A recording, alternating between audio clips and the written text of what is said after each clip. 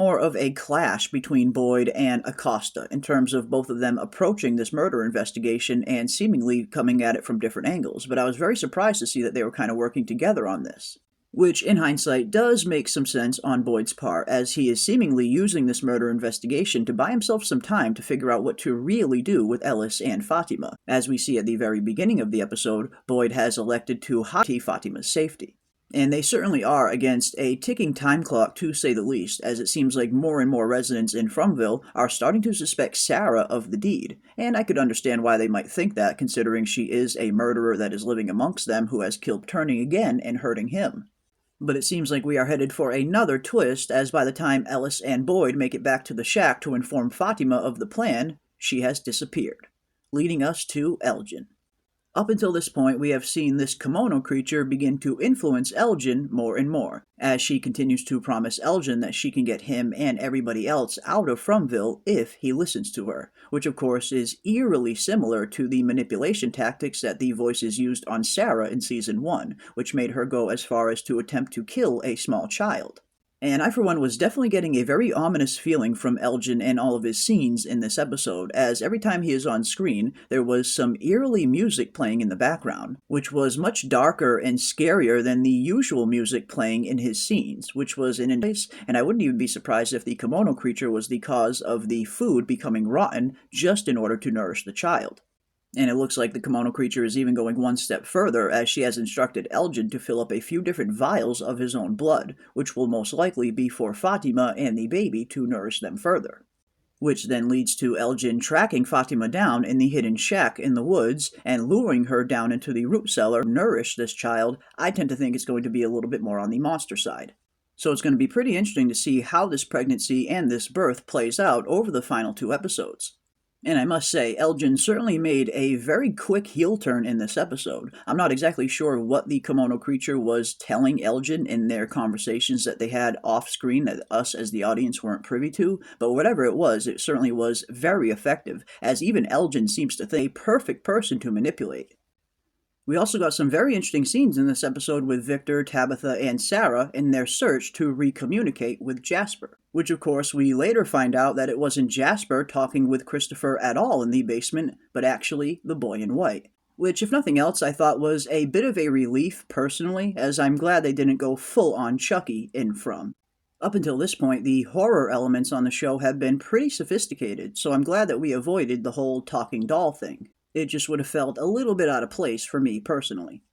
But as Victor begins to remember the conversation between the boy in white and Christopher, we get some intriguing answers about the show and about Fromville's very nature. First, starting off by stating that the answers to the end are at the beginning, which is giving us even more indication of some sort of time loop or some kind of reoccurring events happening over and over again in Fromville, as he states that it all started with the Ankui children and what the others did to them. With the others, in this case, seemingly potentially being the very own parents or guardians of the Ankui children, as Victor also states that it was the ones who loved them, and the ones that they trusted, which could potentially indicate some sort of sacrifice that these children were put through in order to achieve some sort of dark goal, which potentially could have led to the very creation of Fromville itself.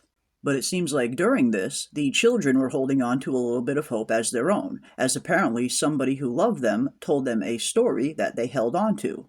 A story that led to them pouring the last remainder of their hope inside the roots, which created the first faraway tree, which now, of course, we know was the very vision that Jade saw at the end of Season 2. Which, if nothing else, gives us a little bit of an origin as to how the faraway trees were created, and where the symbol originally came from.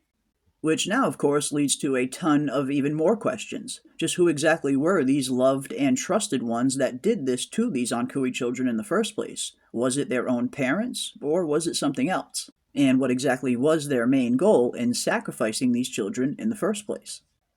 And we also get another interesting tidbit of information from the boy in white and Christopher as well, as the boy in white tells Christopher that in order to save the children, he needs to go through the faraway tree. And it seems like Christopher was not believing anything that the boy in white says, as he states that everything here lies.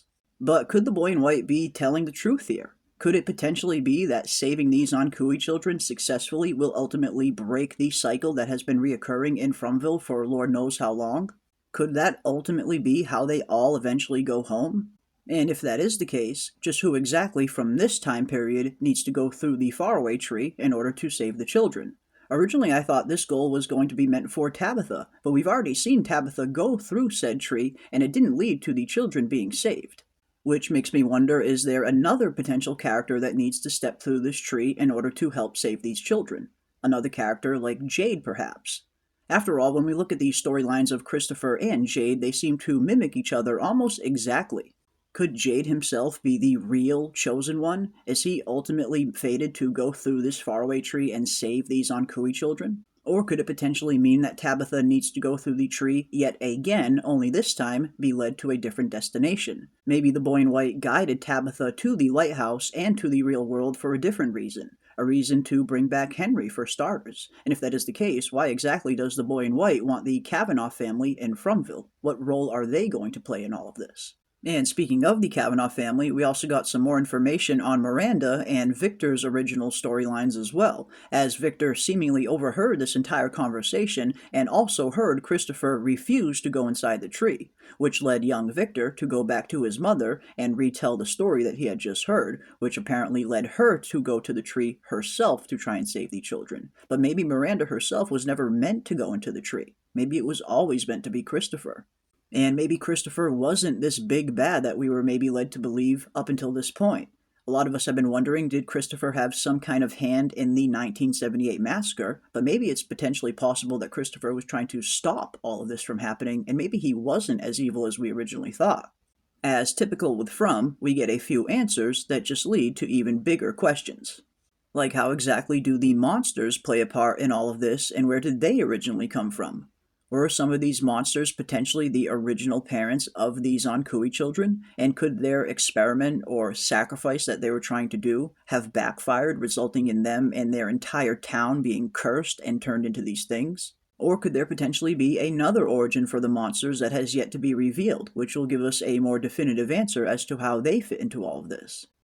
And another interesting revelation about the scene that I imagine will probably play a part in Victor's storyline going forward is him finally coming to the realization that it was his story that ultimately sent his mother to her death. After all, it was Victor recounting the story that he overheard between the boy in white and Christopher that ultimately sent Miranda on her journey. So I get the feeling we're going to see Victor dealing with some of that internal guilt going forward as he blames himself for his mother leaving.